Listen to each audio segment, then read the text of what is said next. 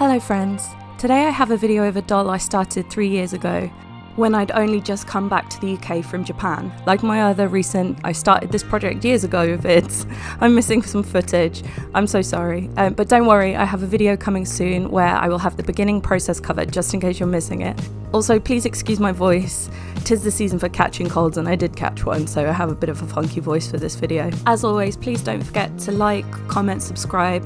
It gives me both a boost in the algorithm and a boost in mood, and I really appreciate it. Thanks in advance. I was commissioned to make this doll based on a geisha by the lovely dollchemist, who was incredibly patient waiting for this doll. I've been working on it on and off for a few years, and I'm showing you where I recently picked up. The airbrushing on her body is done, but I recently decided that I wanted to mod her.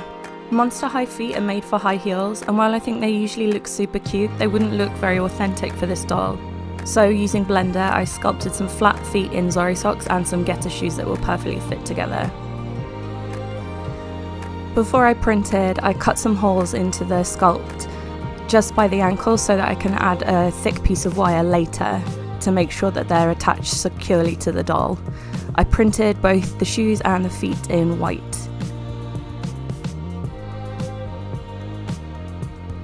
I checked the foot against the doll to figure out where I needed to cut her ankles, marked that, and then using my hobby saw, cut through her feet.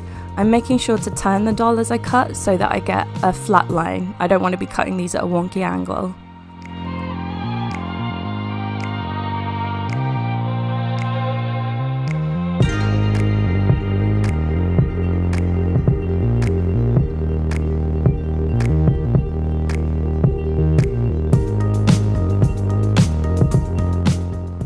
When they were mostly cut, I snapped them off, and then I'm using a low grit nail file to buff them flat.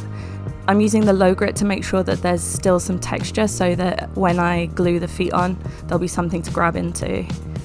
I'm drilling a hole the same size as the hole in the feet for the wire.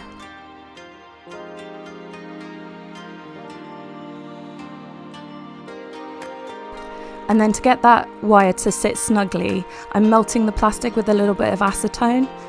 This is going to encourage that plastic to sit really, really close to that wire, and hopefully it won't move anywhere. And it didn't move anywhere.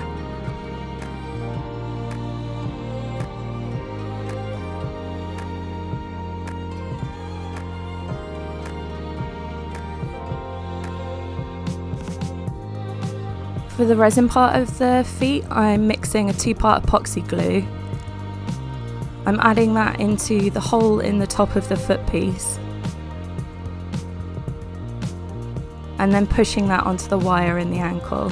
I've already checked to make sure the wire is the correct length. To make sure that these stay in the right orientation while they're drying, I'm just putting a little bit of masking tape around them.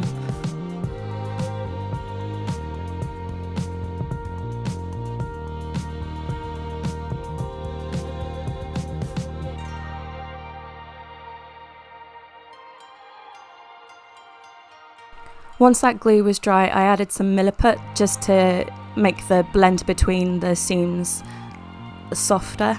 I'm then filing that back with a high grit nail file and then also giving it a buff.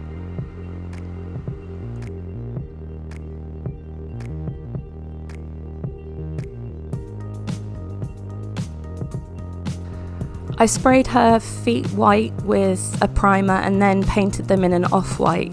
Then I'm masking off the sock part so that I can colour match the rest of her legs.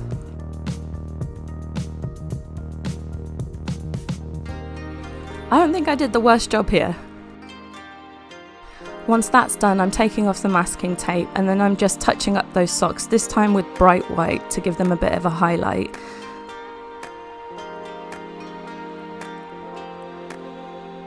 Around where the sock meets her ankle needs a little bit of a touch up, and this is going to look great with the highlight.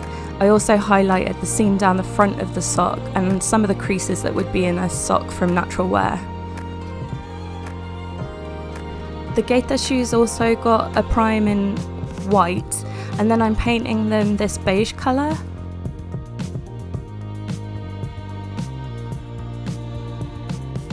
And then adding some kind of lines in deeper browns that I'm then smudging out as well. I want these to look like a pale natural wood.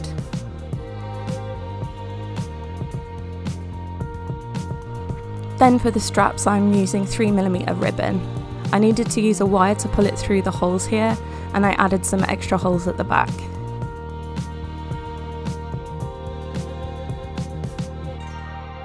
One of my favourite things about this doll is that because of her feet mods, she'll stand up on her own, even with all the clothes.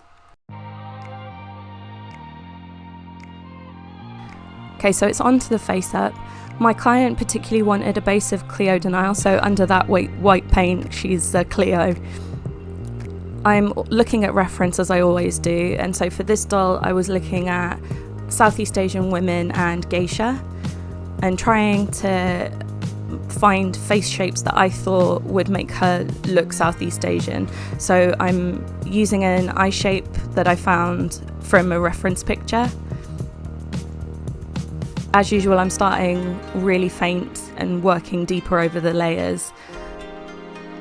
Cleo's got quite sharp facial features, and I think a lot of the photos that I looked at had a little bit shallower depth on the face, so like a lower nose bridge and not such deep set eyes. So I'm trying to work with shadows and highlights to make the illusion of this. I looked at the makeup on Geisha and Maiko. We are doing a Geisha rather than a Maiko, and they have similar makeup. My client didn't mind if the Geisha wasn't perfectly accurate, so I had a little bit of space to play.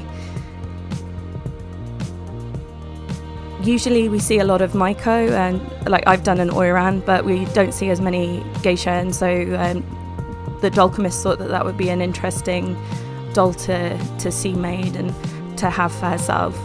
It was really interesting doing this doll because I could compare her to the Oiran I did, and when I did the Oiran I was super proud of her, and I still am. I think she's gorgeous, but I've definitely improved in terms of skill. There's 3 years between those dolls, and there's a huge difference.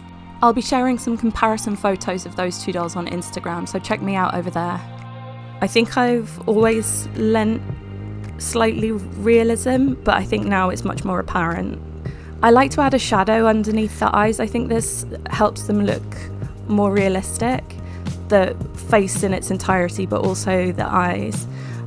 I'm shading around her nose and lips with a pale grey. I want later to be able to do her lipstick and it look like her lipstick is smaller rather than her lips are smaller. I don't want her to look like she's got small lips like we often see on Geisha, that underdrawn lip look, and I want that to be quite obvious. So how I'm doing that is with grey and white, by highlighting some points and shading others to really emphasize that shape of the lip. I started adding the eye makeup in pink, and I go through a few different colours to get the deep red that I wanted. So initially with the pink, and then I come back in with red and then orange. I'm smudging that out as well. I tend to smudge out quite a lot of my underlayers and try and only work sharp in later layers. I think this also is it's kind of a cheap way to add a shadow. I've done a lot of brown eyes on dolls recently.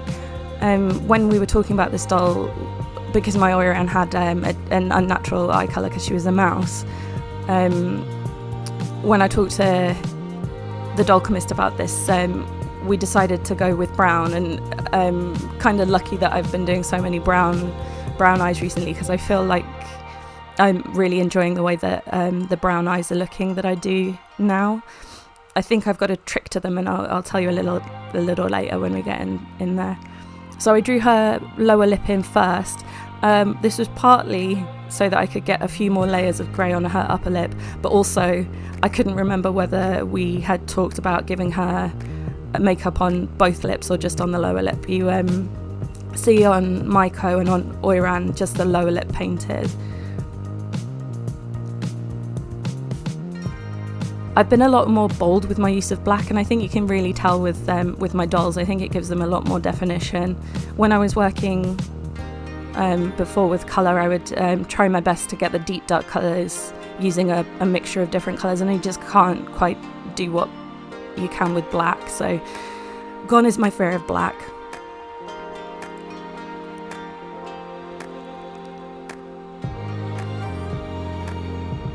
I don't want the slur of her eyes to be bright white. They need to kind of be defined from her white face makeup. So I'm using some both cool and warm greys to kind of give the definition on the eyes, sculpt them to make them look a bit rounder.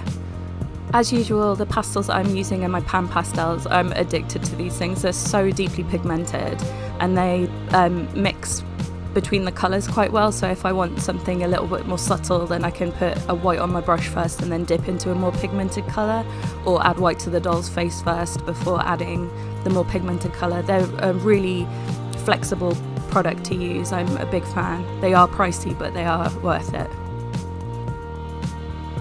So when it comes to doing black eyes, I guess brown or black eyes, what I do is rather than filling them in black, I fill them in a pale blue and then draw kind of an X over them, which gives them kind of a hazy, catchlight effect. And so when I add this together with brighter catchlights later, I think it gives a really pretty deep brown eyed appearance. I couldn't quite get the depth of colour that I wanted using just pencils, so I'm using a little bit of red gouache on her lips. I didn't add her eyelashes. I thought it just wouldn't look quite right. She has a deep winged eyeliner, but not any eyelashes. I think that was the right choice for this doll. I'm adding in grey to her eyebrows to fill those in. Kneaded eraser, the MVP of eyebrows. In my face-ups, it always looks like I'm going back and forth over the same thing, but of course I'm working in layers, but I don't tell you when I've sprayed a layer of Mr. Super Clear. Let me know if that's something that you're interested in knowing, if you'd like me to add that into my videos. I think it might make it clearer how I'm building up the colours, but let me know in the comments below. The line between her lips I drew in maroon. It gives them just a little bit more definition that helps them look like two separate lips. Then I'm using both a dark grey and a black to draw in her eyebrow lines. Eyebrow hairs. And then it's on to a last little bit of definition, touching up some of that white. And then something that I think is super important is giving that highlight around the eye with quite a bright colour. For this doll, it's bright white. I think that helps her eyes look three-dimensional. Catch lights and one last highlight on her upper lip, and the face-up's done.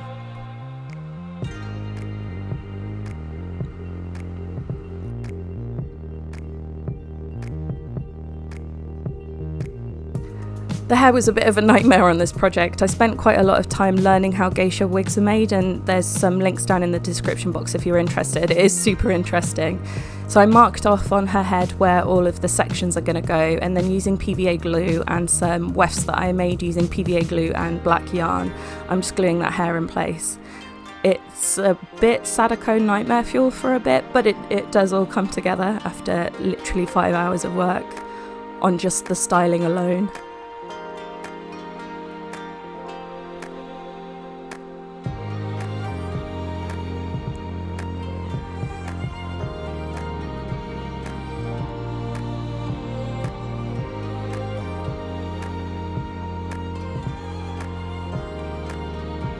Once all of those wefts are glued and dried, I added the widow's peak at the front as carefully as I could. And I drew in a few little hairlines as well to try and make it look quite natural. And then she gets a brush out, and I've got to find those sections again.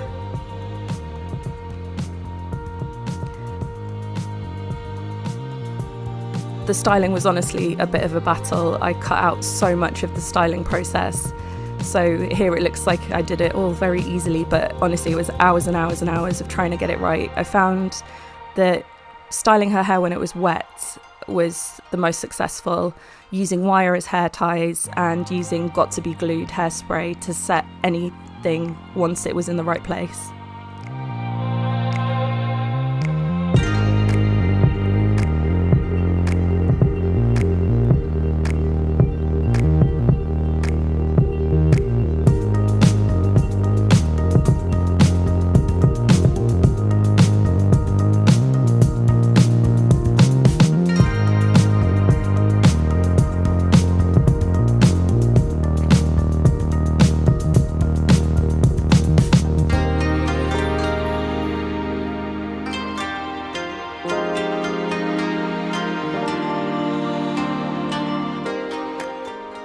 Editing this part of the video was almost as stressful as doing it the first time. I had to watch all of the footage back, so pretend it was nice and easy and just a walk in the park.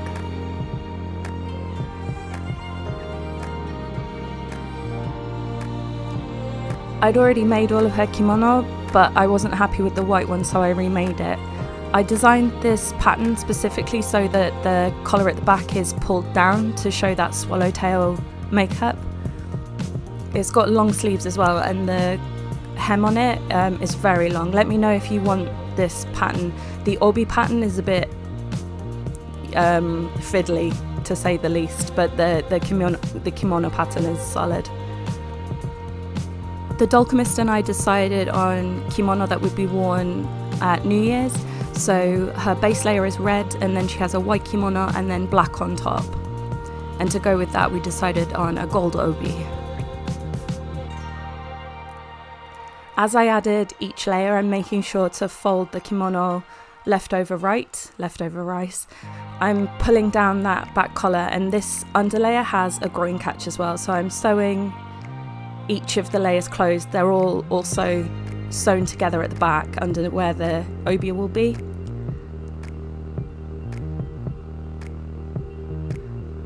As each kimono goes on, the sleeve of the previous one is tucked into the sleeve of the top one, so there's like layers of kimono sleeve as well. If you make kimono, remember that the opening is the one near the body, not the one near your hand. I always try and make my doll clothes removable, so that was a bit of a dilemma for me, because it's so hard to do something like this that's removable. For the obi, I hand embroidered some gold satin that I'd added some stabilizer to the back of, and then I'm beading the middle of each of these flower shapes. The obi needs to be kind of rigid, so that stabilizer that I used is going to help with that. Then I'm cutting out the embroidery and sewing it to another piece of slightly lighter gold fabric, which will then be bagged out. I did 2 pieces like this and sewed them together in a T shape. Then the doll's waist gets wrapped in red chiffon, and then that obi is going to go on top.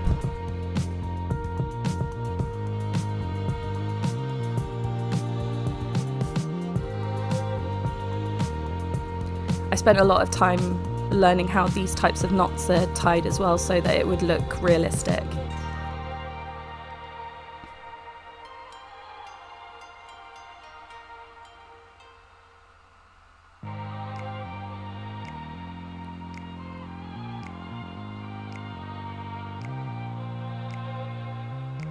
And finally, to finish her off, she gets this knotted cord that goes around the obi and ties in the back.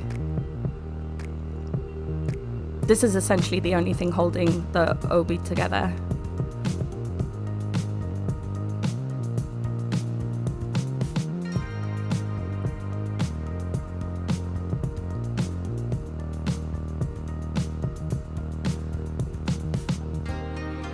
For the final touches, she gets these 3D printed hair accessories. I modelled them in Blender and then printed them in clear that had some gold mica through it to look like white tortoiseshell. Big thank you to James Foster, whose website I looked at for reference and who helped me learn about geisha hair ornaments. I know a little bit about Maiko, I know nothing about geisha. Those got glued in place, and I actually sent spares as well with the doll. So let me know what you think. I made this diorama for her. I thought she had to be photographed in a Japanese room.